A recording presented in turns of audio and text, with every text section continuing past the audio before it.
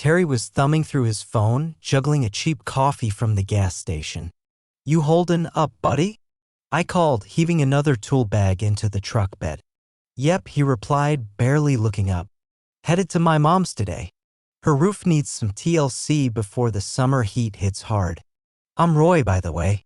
27, and me and Terry keep the bills paid with roofing gigs." I didn't have much to add. Work was work. We got calls for all sorts of spots, apartments, fixer-uppers, even the occasional swanky lake house. This time, it was just Terry's mom's place. The ride over was quick. Terry had a modest apartment on the east end of town, but his mom's house sat out by the hills, nestled in a peaceful neighborhood. Spacious yard, plenty of trees, grass trimmed neat. Solid place. Looked like it went up in the late 90s, but it was clearly well cared for. We rolled into the driveway, gravel popping under the tires. "She's inside," Terry said, snagging his work gloves. "Let's do this." We didn't even get a chance to knock before the door swung open. That's when I saw her. Samantha. She stepped onto the porch, drying her hands on a dish towel like she'd been scrubbing something down. Probably mid-40s, but she didn't look it at first glance. There was this quiet poise about her, like she was used to handling things solo. Her hair was pulled back loosely, a couple strands glinting in the sunlight. Plain jeans, airy blouse, nothing flashy, but she looked good. The kind of good that just is, no effort needed. "Good morning," she said with a warm smile. "Thanks for showing up, guys." "No sweat," Terry tossed back, already heading for the truck. "This here's my work buddy, Roy." She turned to me, her gaze steady but kind. "Pleasure to meet you, Roy." I gave a nod, suddenly hyper-aware of my dusty boots and calloused hands, like I needed to square my shoulders. "Good to meet you too, ma'am." She let out a soft chuckle. "Samantha's plenty, please." I cracked a grin. "Fair enough, Samantha." We dove into the job shortly after. It wasn't a big deal, some shingles had come loose and the flashing by the chimney needed a swap. We propped up the ladder and Samantha came out with a couple water bottles. "Thought you might need these before it turns into an oven," she said, passing one to me. "Thanks," I said, our fingers grazing as I took it. Probably no big thing, but I felt a little spark. Just a flicker of something.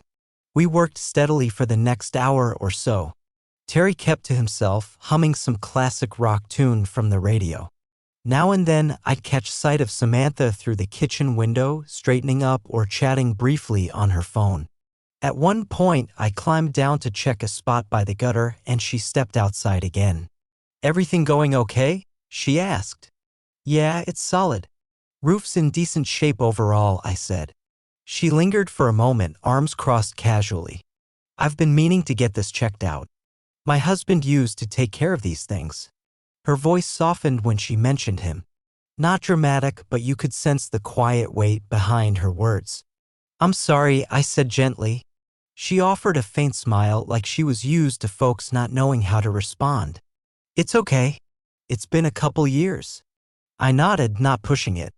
A brief silence settled between us, not weird, just there. "Well," she said at last, letting out a soft breath. "I'll let you get back to it. Thanks again for the help." "Anytime," I replied, and I meant it. By the time we wrapped up, the sun was blazing, turning the driveway into a griddle. Sweat soaked my shirt, but the work was clean and done. Samantha came out as we were packing up. "Looks fantastic." "Thanks, both of you." Terry gave a lazy wave and a grin. "Just doing our thing." As I slid into the passenger seat, I stole one last glance. She stood there, hand on her hip, watching us pull out. Not gawking, just watching. And I found myself thinking about her, her easy confidence, that warm smile, how I hadn't expected to feel a damn thing. But I did. I kept quiet on the ride back. Terry and I cruised with the windows down, the breeze carrying smells of fresh mowed lawns and hot pavement. Samantha lingered in my thoughts, uninvited but not unwelcome. A few weeks passed after that job. Summer dragged on, one scorching day bleeding into the next. Roofing kept us slammed, and I didn't cross paths with Samantha again, but she'd pop into my head sometimes. No real reason. She was just There. That morning, Terry was off helping his cousin move or something. I was flying solo, grabbing supplies for our next gig. The hardware store was close to the site, so I hit it early to dodge the rush. I was in the fasteners aisle, double-checking my list, when a voice piped up nearby. "Hey, any idea where they hide the outdoor wood stain?" I turned, ready to point someone down the right path, and there she was. Samantha. She clocked me at the same moment. "Oh, Roy. Hey there." For a split second, I felt like I'd been caught red-handed, like she knew I'd been thinking about her, even though I was just standing there. "Hey," I said, flashing a quick grin. "Didn't expect to run into you here." "Yeah, well," she laughed softly. "Owning a house doesn't exactly give you a day off." I nodded toward the next aisle. "Stains are probably that way." She fell in step beside me as we walked. "On the job today?" she asked. "Yep. Just picking up some stuff for the next project." She gave a nod. "Keeping busy?" "Plenty," I said. A small pause hung between us. Not awkward, just a kind of stillness where neither of us felt the need to rush the moment. "I've been meaning to tackle the deck," she said eventually, gesturing at the stain cans. "Thought I'd give it a go myself." I glanced at the shelves, then back at her. "You sure? That's no small project." She grinned, a playful glint in her eye. "What, you don't think I'm up for it?" Nah, I said, chuckling. "I'm sure you could run circles around me. Just saying, if you need an extra pair of hands, I'm around." The offer slipped out naturally, even though I hadn't planned it. She looked at me for a moment, her eyes narrowing just a touch, like she was sizing up whether I was serious. "I might just hold you to that," she said quietly. We stood there a second longer before she snagged a can off the shelf. "Well," she said, holding it up, "this oughta get me going." I nodded. Good choice. Part of me didn't want to walk away just yet, but I also didn't want to hover like some guy with no chill. "Gotta get back to it," I said. "Sure thing," she said, her smile lingering. "Thanks for the assist." "Anytime."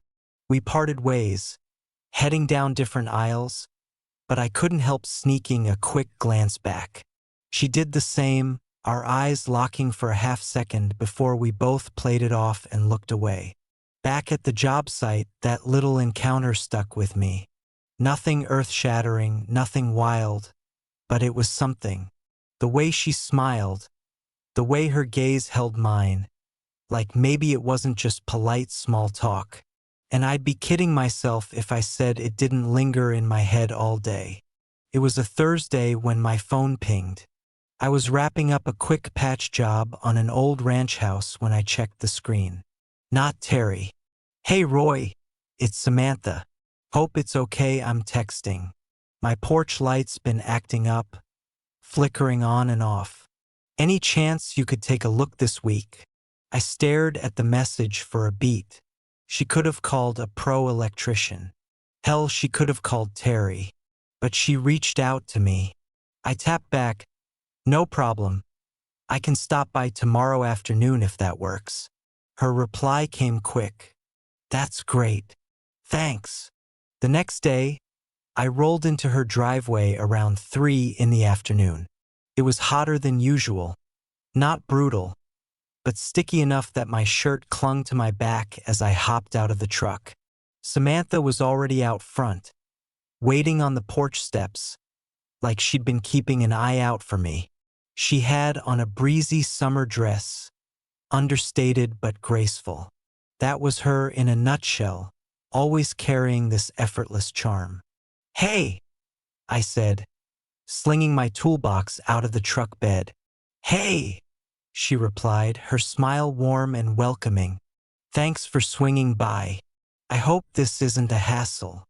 "Nah," I said, shaking my head. glad to lend a hand. She ushered me inside. The house felt even more inviting this time, like the kind of spot where you'd want to kick back and linger. Soft jazz drifted from somewhere in the background and the faint aroma of freshly brewed coffee hung in the air. The light out front's been acting up, she said, pointing toward the porch. It keeps flickering on and off for no reason. I got to it, checking the fixture and poking at the wiring. Truth be told, it was a simple fix, just a loose connection, nothing major. Samantha stood nearby, observing quietly, not crowding me. I could sense her there more than I saw her. Every so often I'd catch her glancing my way, only for her to look off quick when our eyes locked. About 20 minutes later, I was done. All set, I said, wiping my hands on my jeans.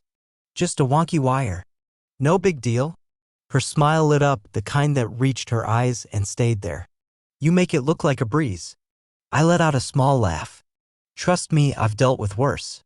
A brief pause settled between us, not weird, just there, like the air was holding its breath.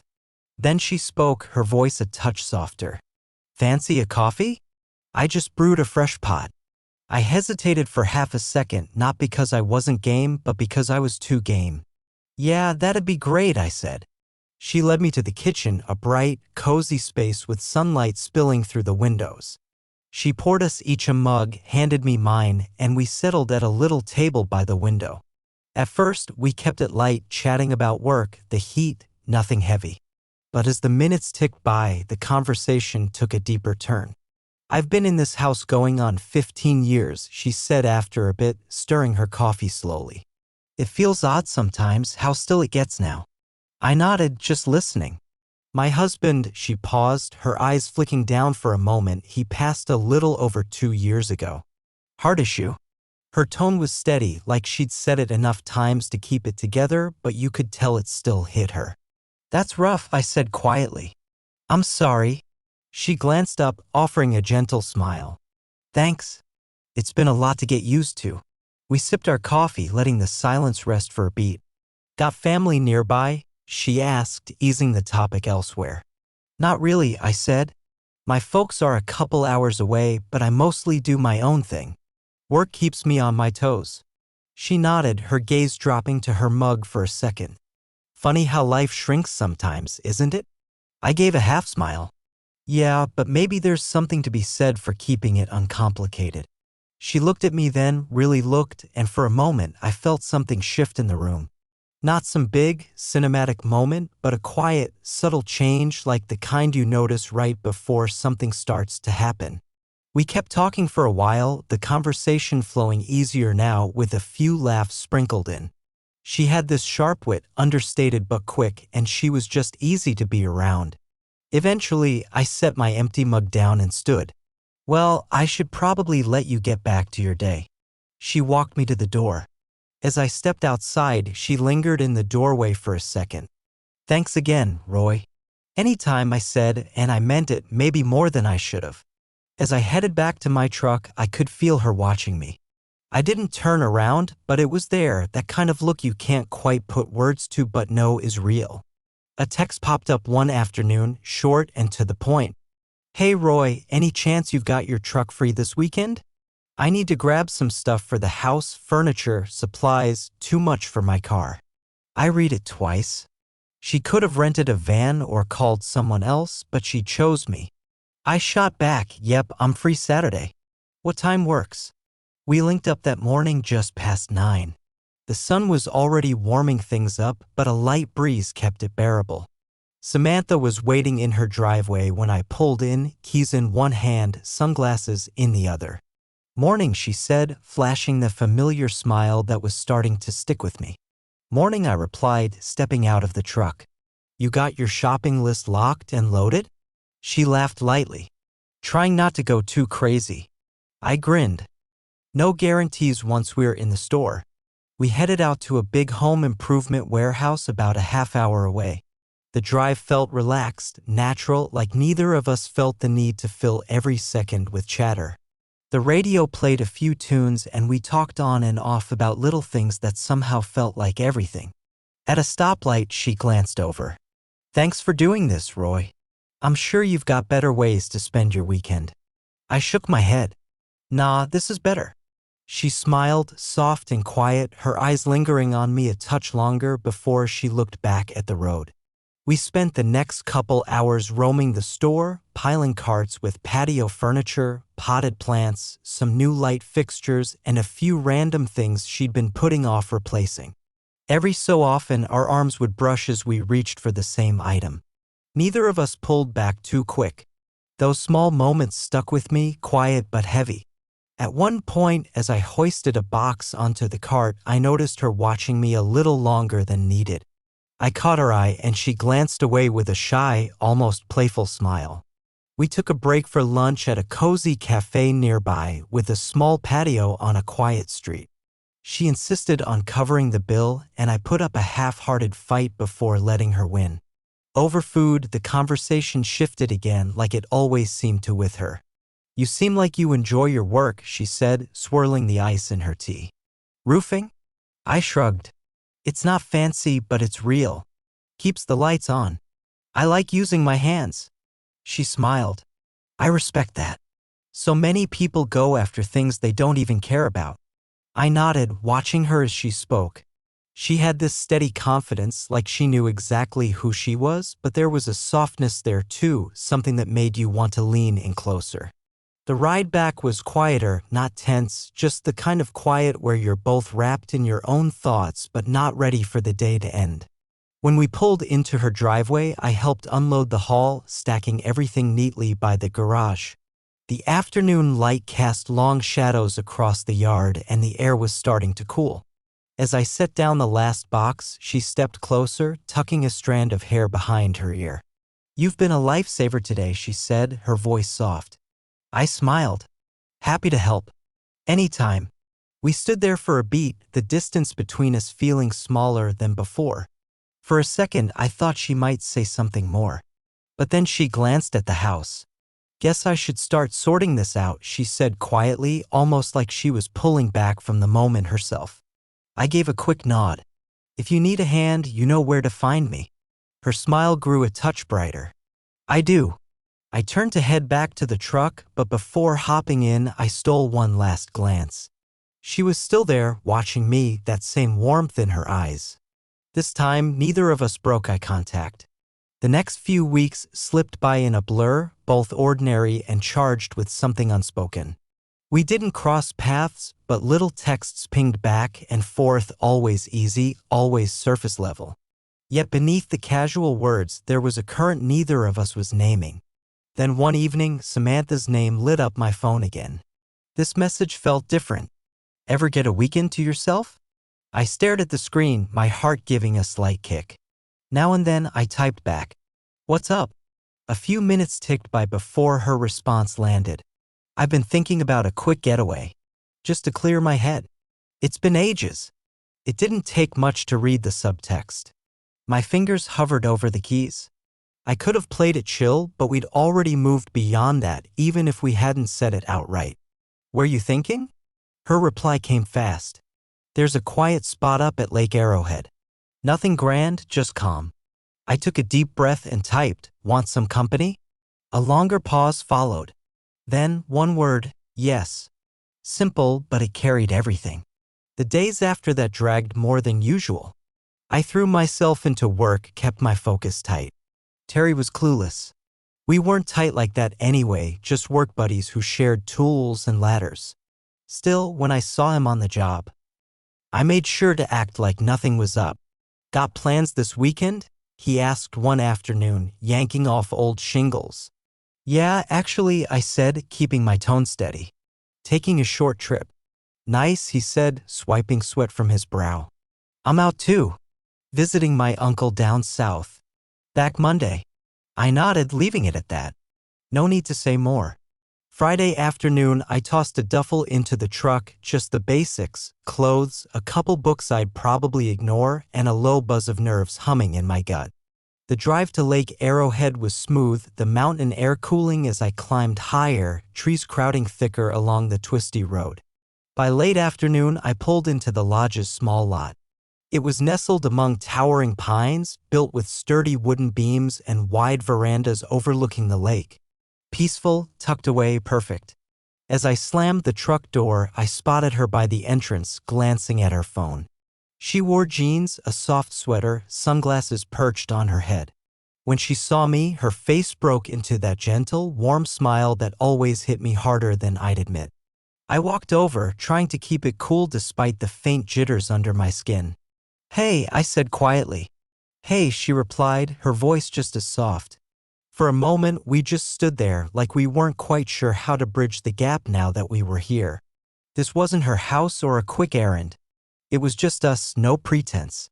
She broke the silence first, her tone light but layered. "Haven't changed your mind, have you?" I shook my head. "Not a chance."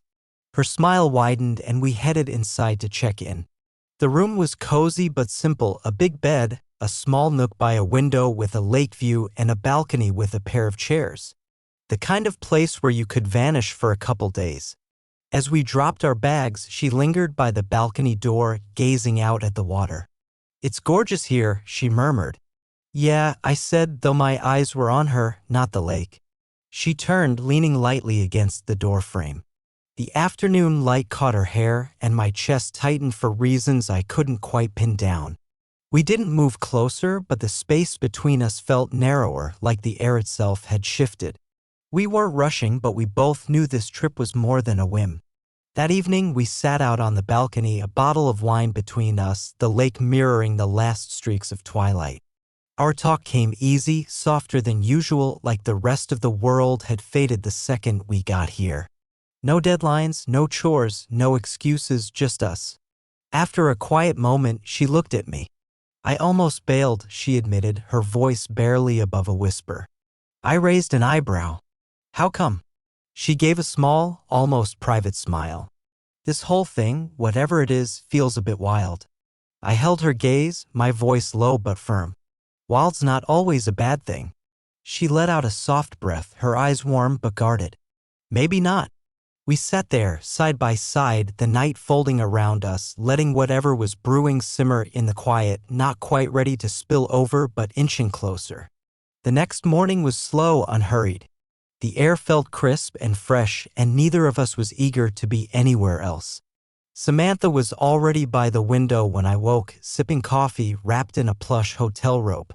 The sunlight danced in her hair, and I paused for a beat before speaking. "Morning," I said softly. She turned, her face soft and open. "Morning." I rolled out of bed and poured myself a cup. The silence wasn't heavy, it felt safe, like we were both easing into how natural this was starting to feel. "Sleep all right?" she asked, eyeing me over her mug. "Yeah," I grinned. "Tough not to in a place like this." She nodded, her gaze drifting back to the lake. "It's weird, you know, how effortless it feels being here, away from it all." I settled across from her, letting my eyes linger on her a bit longer than I meant to. Sometimes it's easier when there's no one around to drag you back to reality. She let out a quiet laugh. "Nailed it." We spent the afternoon strolling a lake trail, nothing too strenuous, just enough to soak in the woods. Every now and then, our arms would graze as we walked side by side. Neither of us shied away. At one point, we stopped at a lookout and I caught her watching me again. "You're not much for chit-chat, are you?" she teased, her voice light. I smirked. Never been big on talking, just to hear my own voice. "I like that," she said, quieter now. "Most folks can't handle a little quiet." We stood there a while, the water glinting far below. A breeze nudged a strand of her hair across her face. Without thinking, I reached out and tucked it back gently. Her eyes met mine, and for the first time, neither of us looked away. There was the moment we'd been dancing around for weeks. Quiet, simple, but heavy. I didn't move in right away. My hand lingered on her cheek, feeling the warmth of her skin. She didn't pull back, her breath shifting just enough for me to notice. When I finally leaned in, it was slow, deliberate. Our lips met softly, tentative, like we were both testing how real this was. The kiss stretched longer than I expected, warm and unhurried. When we parted, we didn't say a word. Didn't need to. The rest of the afternoon was calm. We headed back to the lodge, grabbed a late lunch, traded easy small talk. But underneath, there was a new spark between us, something we didn't need to label anymore. By evening, after dinner, we were back in the room. The door clicked shut and the air felt warmer, not just from the heat. The distance we'd been keeping all day had vanished, nothing left to hold it in place. Samantha stood near the bed like she was waiting for some final green light. I stepped closer, locking eyes. No words. She moved first, her fingers grazing my neck, pulling me toward her. This kiss was different, deeper, bolder, like we'd both let go of whatever had been holding us back. What followed was slow, deliberate. Clothes slipped off bit by bit, touches growing softer, more intimate. It wasn't hurried. It felt like we were both trying to hold on to every moment, the way her hands traced my shoulders, the way her breath hitched when my fingers slid along her side, the way she murmured my name, so soft but so full it made my chest ache in a way I'd never felt before. Morning came gentle, sunlight filtering through thin curtains. I woke first, her head nestled against my shoulder, her arms slung across my chest. For a moment, I just lay there, soaking in the quiet, the warmth of her beside me. She stirred, eyes still shut, but a faint smile curved her lips. "Morning," she whispered, voice rough with sleep. "Morning," I replied, just as hushed. We didn't move, not ready to break the moment. It was real now, no more guessing, no more tiptoeing. We crossed a line, and neither of us had a single regret. The drive back was quieter than the way up. Not because anything was off, far from it. There was just this peace between us, like we both knew what we'd stepped into but weren't ready to overthink it yet. Samantha sat in the passenger seat, one leg tucked under, gazing at the trees as we wound down the mountain. Every so often I'd glance over and she'd catch me, offering a soft, knowing smile that said more than words could. When we reached town, her place came up first. I eased into the driveway and killed the engine. The afternoon sun cast long shadows across the lawn. For a beat, neither of us stirred. She unclicked her seatbelt slowly and turned to me. "Well," she said softly, back to reality. "Yeah," I nodded. "For now." Her smile was tinged with a hint of sadness but still warm. "Thanks for coming with me, Roy." I held her gaze, taking my time. Wouldn't have missed it. She reached over, gave my hand a gentle squeeze, then stepped out. I watched her walk up the porch steps, pausing for one last glance before she slipped inside. And just like that, the weekend was done. Monday hit fast. Back to the grind, back to normal. Terry was already at the site when I rolled in, hauling supplies like nothing was different. And to him, nothing was. "Well, look who's back," he called as I climbed out of the truck. "How was your getaway?" "Solid," I said, keeping it short. "Same," he said. "Long drive, though." "Happy to be home." We fell into our usual rhythm, ripping off old shingles, rolling out fresh tar paper, tossing around talk about sports or the weather, nothing deep. But every so often, my mind wandered back to the lake, to the way Samantha's hand had rested on my chest that last morning, the way her breathing softened as she dozed beside me. When I caught myself grinning, I'd turn away, focusing on the nail gun or the next strip of roofing. That night, back at my place, my phone hummed. "Samantha, make it home all right?" "Yeah," I replied. "You?" "Samantha, house feels a little lonely tonight." I stared at the words, feeling a tug in my chest. "Same here," I typed. A brief pause, then another message. "Samantha, already miss you." That hit me, simple but raw. Feelings mutual. "When can I see you again?" A longer wait this time. Then, "Samantha, soon. Let's keep it low-key. But soon." The next few days settled into a quiet pattern. We texted here and there, nothing flashy, nothing that'd raise eyebrows if someone like Terry saw it. We didn't spell it out, but we both knew this thing between us needed to stay under wraps for now. No shame, no second thoughts, just caution. That secrecy only made our moments feel sharper, more alive. At work, Terry never picked up on a thing. We hammered away side by side, same as always. If he noticed I was a bit distracted, he didn't call it out. But every time my phone vibrated and her name flashed, my chest tightened in the best way. It had been a few weeks since the lake. On the surface, life looked unchanged, same job sites, same morning coffee, same work banter. But underneath, everything had shifted because in the quiet evenings, the stolen hours, there was Samantha. We kept it discreet, careful, but steady. Tonight was one of those nights. I parked a block away, our unspoken agreement to play it safe. Not that anyone was spying, but it gave us peace of mind. When I got to her door, it opened before I could knock. "Hey," she said softly, stepping aside to let me in. The house smelled warm, like fresh-baked bread or something just out of the oven. The lights were dim, soft music humming from the living room. It felt so normal, so right, like this wasn't a secret anymore, just ours. She took my jacket, hanging it up, then led me to the kitchen. "Hope you brought your appetite," she said with a smile. I might have gone a bit overboard. The table was set, nothing fancy, just a simple spread that felt like more. "This could become a habit," I said, settling into a chair. Her eyes caught mine as she poured us each a glass of wine. I wouldn't mind. Dinner was easy, natural. We talked about work, her hunt for new furniture for the guest room, about random bits of life that somehow wove together into something bigger. Every so often, her hand would drift across the table, brushing mine lightly like it was the most natural thing in the world. And it was. When we were done eating, we shifted to the couch. She tucked herself against me, her head resting on my shoulder, my arm wrapped around her. It was the kind of closeness that didn't need chatter to fill it. The quiet settled in, but it wasn't hollow. It was rich, brimming with everything we both felt but didn't need to voice. At one point, she tilted her head to look up at me. "You doing okay?" she asked, her voice soft, almost a whisper. I smiled, easing a stray lock of hair behind her ear. "Yeah, I'm good." Her eyes held mine, searching, like she was making sure I meant it. "I don't want you to feel like you're tangled in something messy," she said quietly. "I know this isn't exactly straightforward." I let my fingers graze her shoulder, thinking for a second.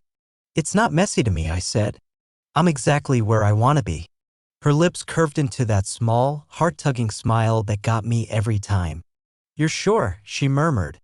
"Never been more certain of anything." She leaned in then, closing the gap between us, her kiss soft and slow, carrying all the things we weren't spelling out. Later, as we sat there in the stillness, her warmth pressed against me, her breathing steady and calm, I closed my eyes for a moment. I hadn't planned on any of this. I never thought I'd meet someone like her. Not this way. But the more time I spent with her, the clearer it got. This wasn't some fleeting spark. It wasn't a fling. It was real, solid, something that grounded me in a way I hadn't known I needed. And even though we had to keep it hushed for now, I knew deep down this was only the start. Whatever lay ahead, I was all in.